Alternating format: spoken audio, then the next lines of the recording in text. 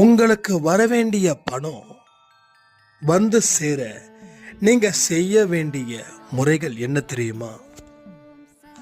அவரை நம்பி வாழ்க்கைய ஆரம்பிச்சு பயணத்தை தொடர்ந்துகிட்டு இருக்கீங்க.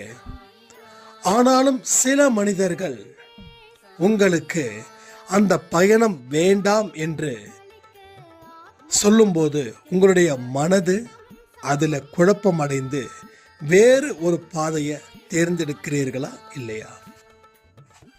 ஒவ்வொரு மனுஷங்க கிட்டையும் இருக்கக்கூடிய அரக்க குணம் உங்களுக்கு இருக்குதா இல்லையான்றத இந்த பதிவின் முடிவில் நீங்க தெரிஞ்சுக்கலாம். நமக்கே தெரியாம ஒரு அருவருப்பான ஒரு வெறுக்கக்கூடிய குணமும் நம் உள் இருக்குது. அதை நாம ஆதரிக்கிறோம், அதை வெளிப்படையா எதிர்க்கிறோமே தவிர ஆனா உள்முகமா அதை ஆதரிக்கிறோம்.